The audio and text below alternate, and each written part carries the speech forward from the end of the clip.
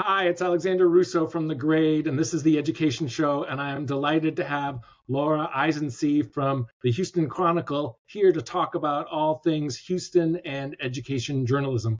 Laura, welcome to the show. Thanks so much for having me. It's really fun to be here. For people who might not know who you are, can you tell us a little bit about yourself in your current role?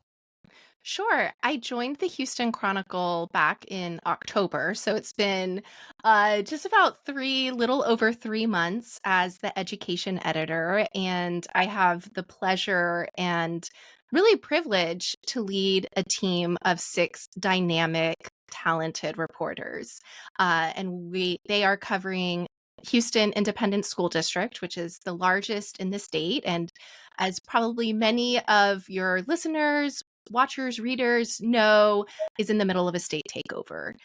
We also have a reporter on school choice, also covering some suburban districts, and of course, higher education as well. We can't ignore our public and private universities. And so I've been in, oh, go ahead. I was just going to say, before that, you did all sorts of interesting things, and I think I first got to know you when you were a reporter rather than an editor. Tell us a little bit about your backstory. Sure. I've been in journalism for a while now, and I've worked across lots of different platforms. I actually started in community news and worked in newspapers, and it was when I was at the Miami Herald is when I first dipped my toes into education reporting, when I covered the Miami-Dade School District. But I also got the public radio bug and I wanted to come back to Texas. And that led me to be the first education beat reporter at the Houston NPR station. And that's where I really dove into education reporting. I was there for a little over 8 years, primarily covering the Houston district, but also suburban districts, state policy like school finance, graduation requirements, and also some higher ed here and there. I left the role in 2021 because I wanted to kind of stretch my wings and change things up. But I feel like I never entirely left education, because I worked for an education podcast. I was the senior editor for the Duolingo podcast. I also edited Education Reporter at WBMH in Birmingham, Alabama. Um, as well as I've been involved with the NPR. Actually, it's actually not NPR anymore. The Next Generation Journalism Project, which trains up and coming journalists. And so, kind of being the mentor, the coach, the trainer is sort of a whole nother side of being in the practice of education. And so, I feel like I never completely left. And so, it's been really interesting to come back to the beat full time and see both things that are similar and that haven't changed and things that are dramatically different. I definitely want to ask about that. Before we jump too far into the journalism side of things, let's talk a little bit about where Houston is. Uh, Yeah. you really jumped into the middle of an exciting time. What are the big things going on in Houston, along with the fact that they're 2.5 years into a takeover? What else is going on besides the takeover? Well, the takeover is a big story. It's not going away. I would say, sort of, the state of play of the takeover is a little bit different now, 2.5, almost 3 years in, than when it started. So that's definitely still a major storyline that we are covering. But a couple other big things that are happening in the Houston area, and really Texas, is school choice and vouchers. We're just a couple weeks away from the launch of Texas's first ever voucher program. It's slated to be the biggest in the country, $1 billion. And I don't think we've seen a voucher program at this scale before in the entire country. And so we have a reporter in our state bureau who's been working on that, as well as Elizabeth Sander here at the Houston Chronicle, who's really been diving into the rollout of that, and we're going to continue to be covering that. Another big theme is we saw in this past legislative session changes to Texas higher education, and also particularly at Texas A&M is kind of becoming a poster child for how kind of conservative politics, if you will, conservative policies are reshaping university life. And this has been bubbling up for a while, but it's taking on a new dimension with this course review.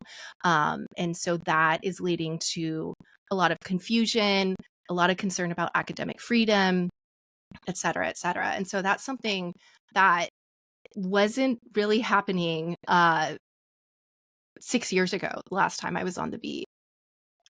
What is the state of the education beat in Houston from the 2026 comparison?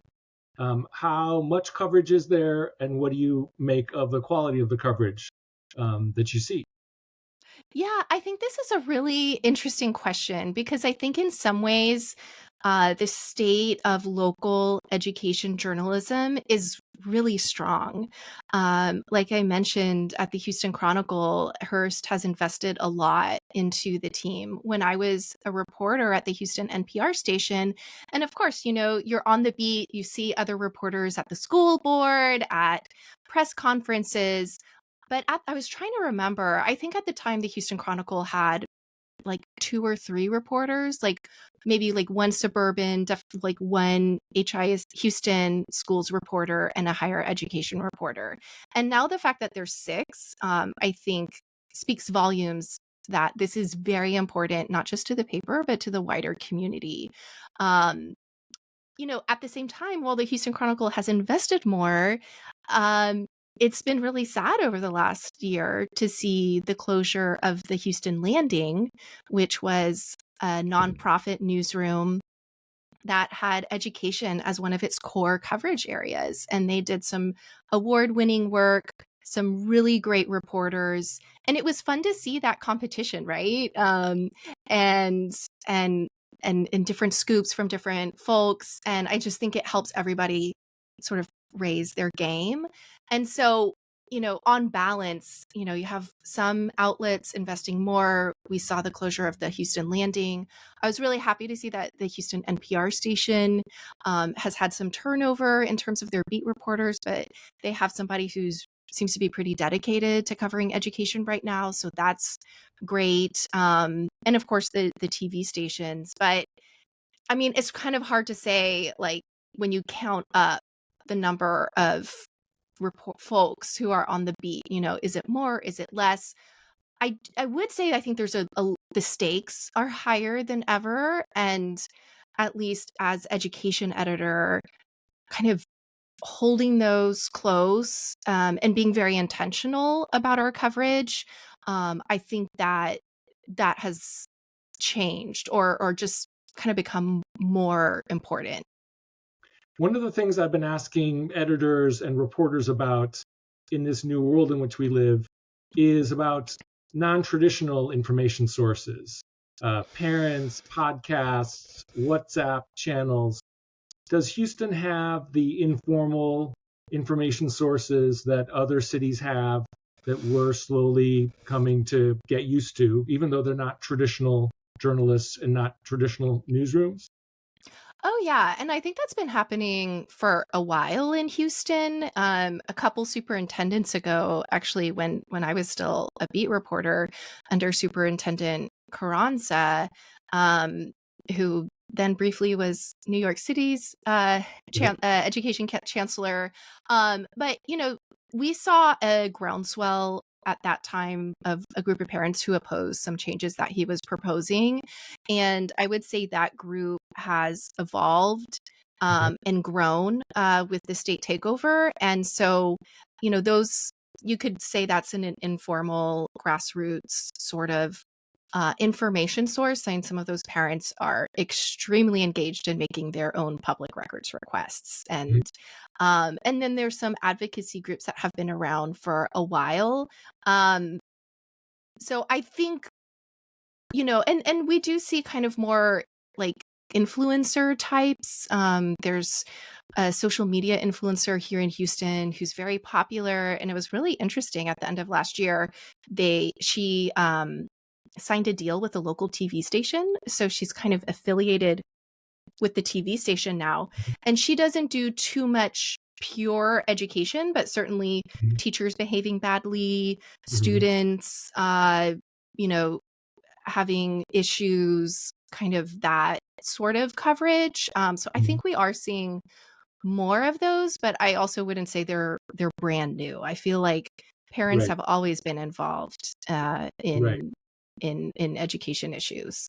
I like to say, it might be too glib, but I like to say that influencers are the new bloggers, and that some of them will be absorbed by traditional news outlets, for better or worse, just like some bloggers were brought into the traditional media ecosystem. It sounds like I may be wrong about that.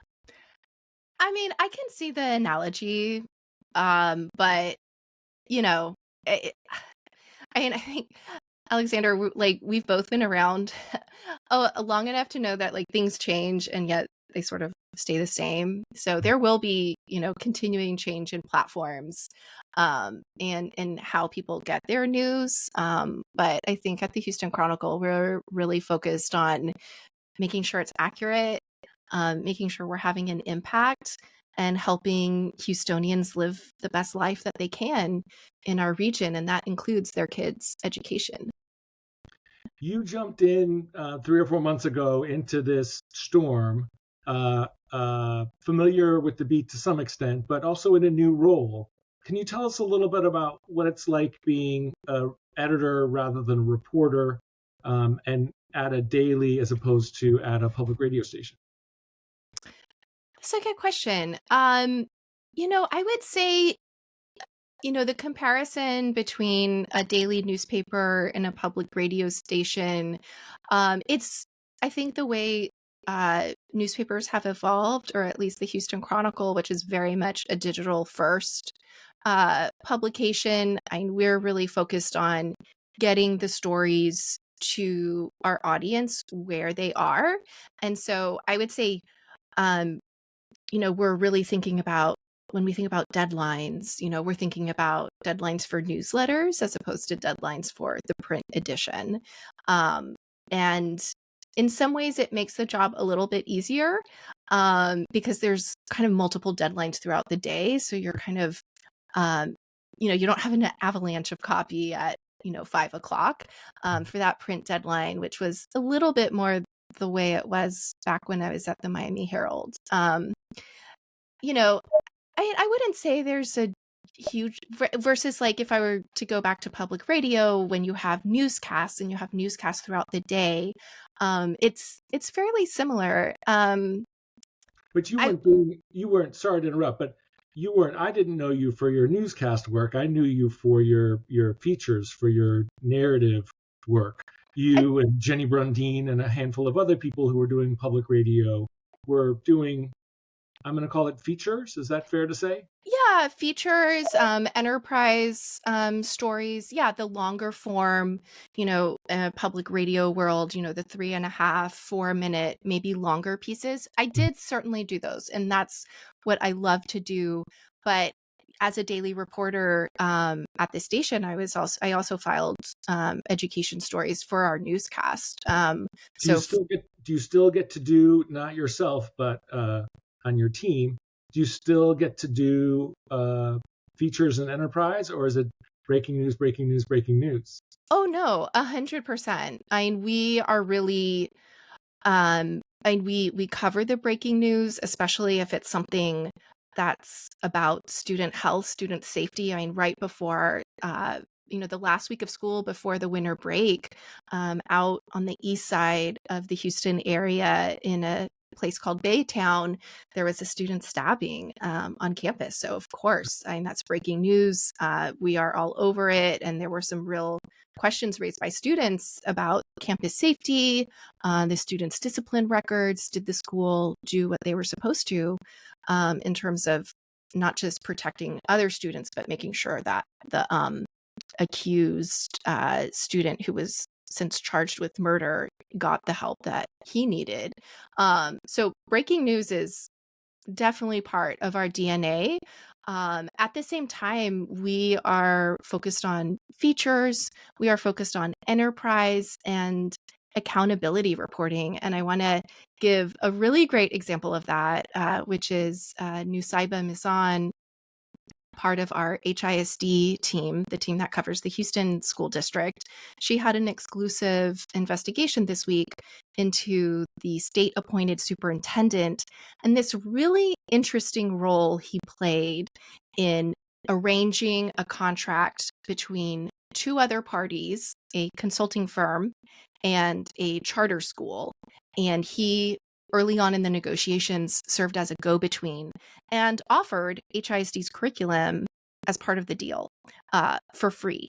And that's kind of the part that's an example of the accountability reporting that the team has done and that we're going to continue to do and hopefully do even more of. I wanted to talk to you at this particular moment because I was curious about your vision for the education team.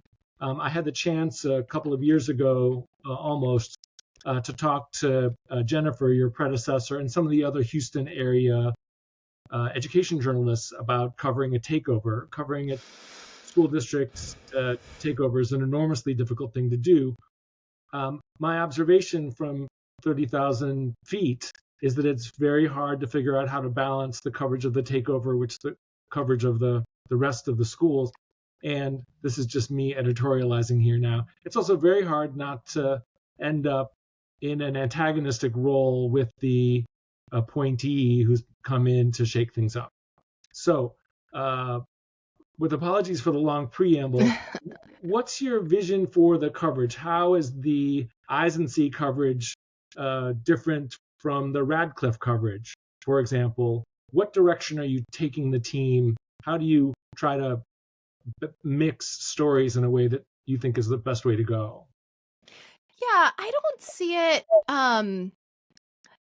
Everyone has their style, I would say.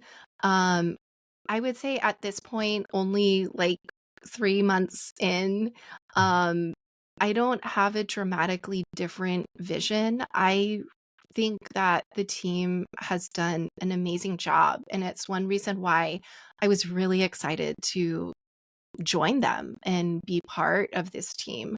That they've done a really great job of covering the state takeover, which, as you said, is really difficult.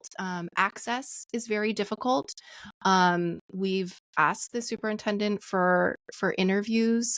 He hasn't not sat down with us for a while. It can be difficult to get access to schools. We do a lot of reporting through public records requests. But I think the team is on a really strong trajectory, and I see my role and really my vision is helping them do the best work that they can and to grow as reporters. And so, um, I think in terms of like the Isensee coverage, the Radcliffe coverage, I think some of that is more towards what you asked earlier about like what's the difference between like what is it like being a reporter versus an editor.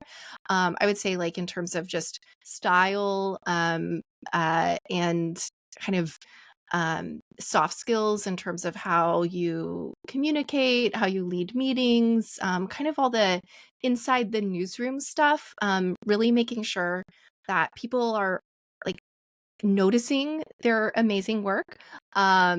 And so like my role as like facilitating with other teams in the newsroom, whether that's audience or video or visuals or other media sources, like amplifying their work at other media sources, and making sure that they have the time that they need to do the really high impact work, that accountability journalism, the enterprise, so that it's not all breaking news all the time. I mean, it's, so it's, and that mix, is kind of like a chemistry, like the mix sort of can change week to week depending what's going on.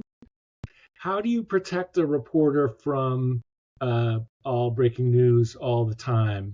Are there secrets to doing that? All the education editors I talk to say that that's one of their goals, along with, as you said, celebrating the work that's being done in the newsroom so that it gets the attention it should get.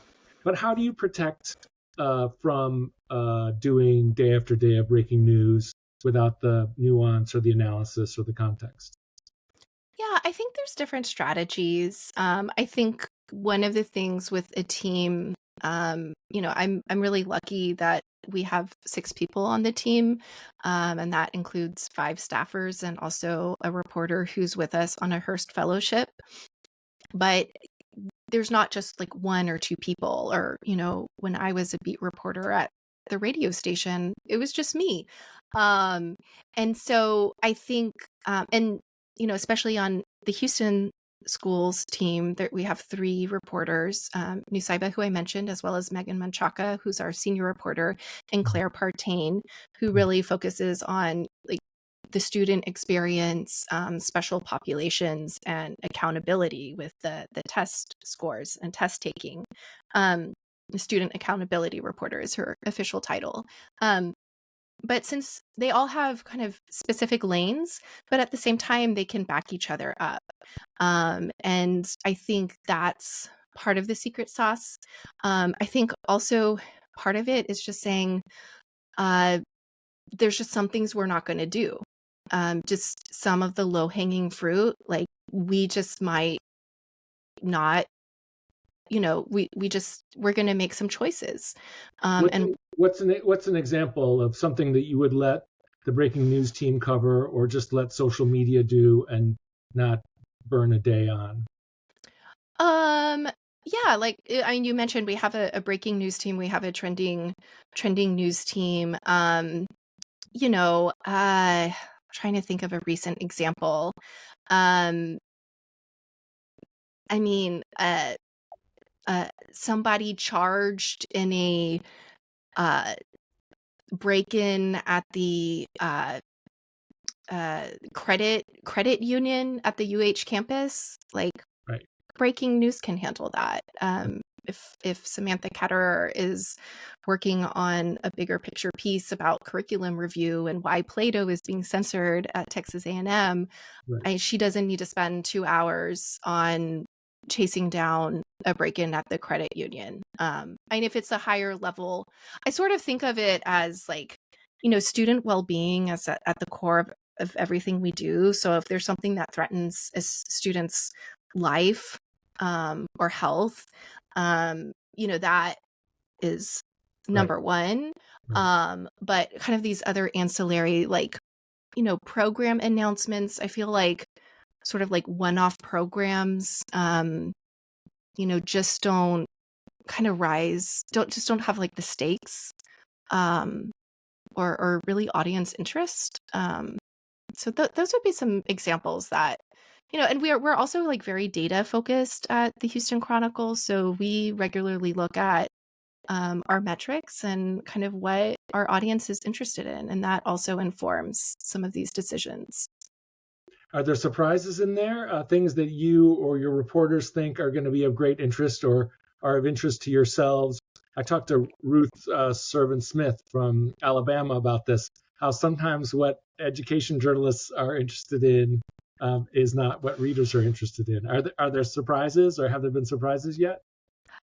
Sometimes there's a surprise, there's a feature that maybe a reporter has worked on for a week or two, and it doesn't maybe, get as much attention as you would expect. But I would say one surprise, and it probably shouldn't be a surprise, is how much interest there is outside the Houston Independent School District. When we had the results of the Cy-Fair Independent School District school board races, Mm-hmm. which was also picked up by some national media like Politico, there was huge attention. Pro public education candidates beat out some conservative candidates, so the conservatives lost a supermajority there, and there was just huge interest in that race.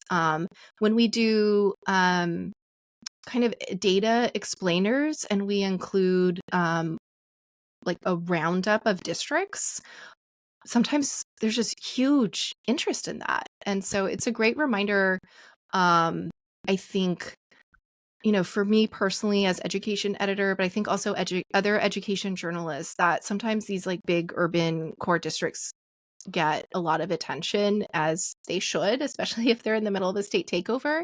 But a lot of these suburban districts, not only are they maybe doing some really interesting things, but they're almost like these little mini news deserts, and that people are really hungry for information and context and sort of explaining what's going on. Right. A lot of the journalists I talk to talk about access and the challenges of getting access, even before COVID, but certainly since. The thing I've seen that I don't understand, I'm hoping you can explain this to me, I don't understand why more journalists don't do, is the thing I saw at the Boston Globe. The Boston Globe wanted to describe what was going on in a high school, couldn't get access. They ended up asking some student journalists to chronicle their day, and then they verified what the students had done and ended up getting a photographer in the school after the fact. But Hmm. there's a strange situation we have in education journalism where everything's on camera out on the streets and in the world, and yet oftentimes it feels like we're blind to what's going on in schools. What do you think about the idea of enlisting a student journalist's help with your supervision and with their parents' approval, et cetera? Or are there other ways to go when you're dealing with a reluctant or outright defiant school or school system? Yeah, it reminds me of something that a reporter told me a long time ago when I was an intern. And that's like, sometimes you have to zig when they zag. Like, Okay. there's always like different ways to get at a story.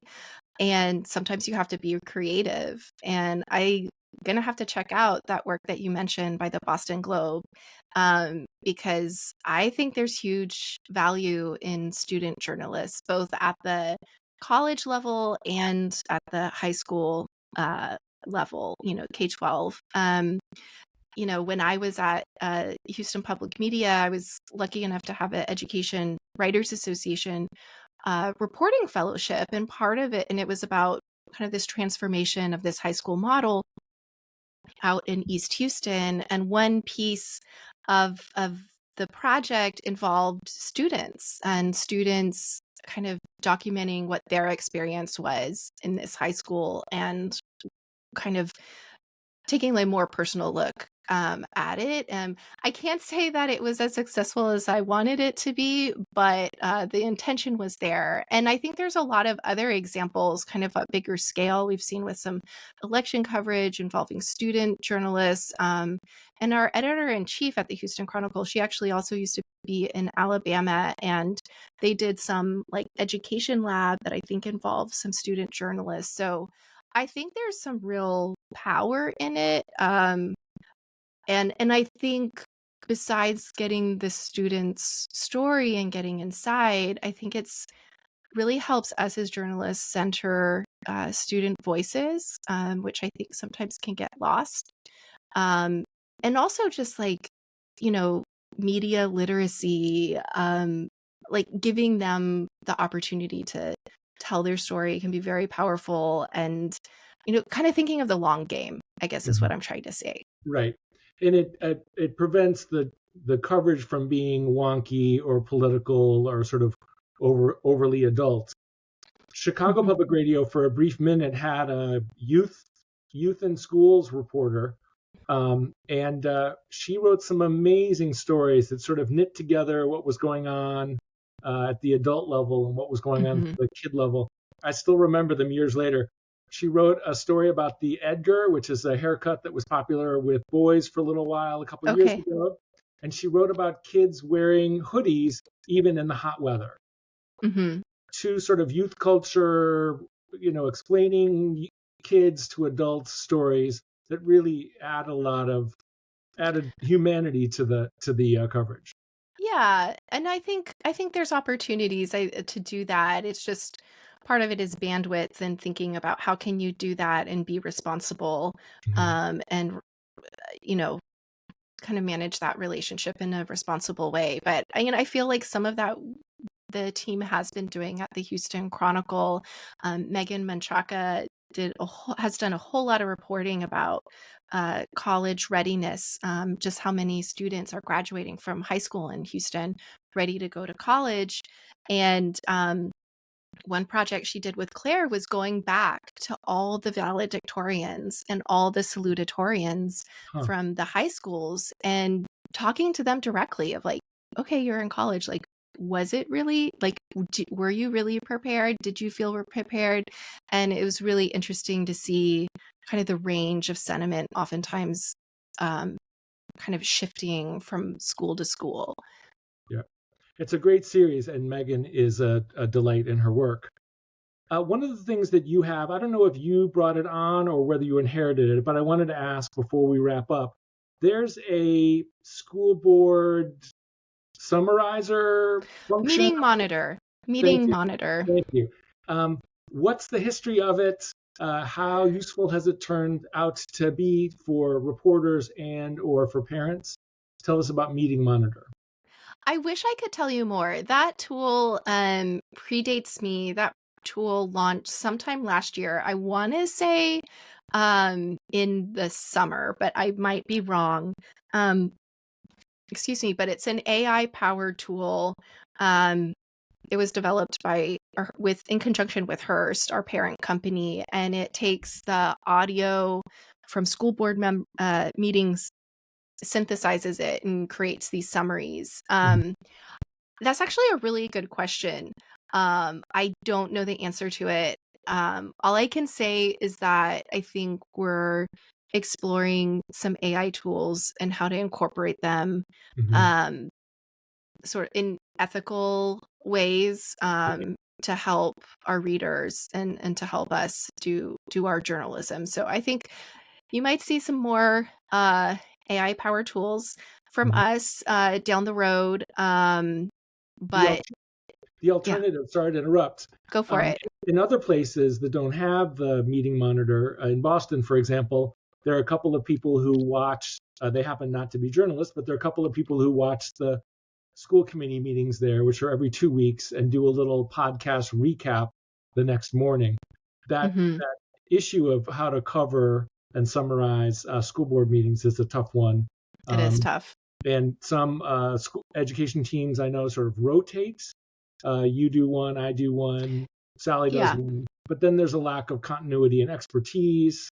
Do you guys have a solution for this, or do you just use the Meeting Monitor?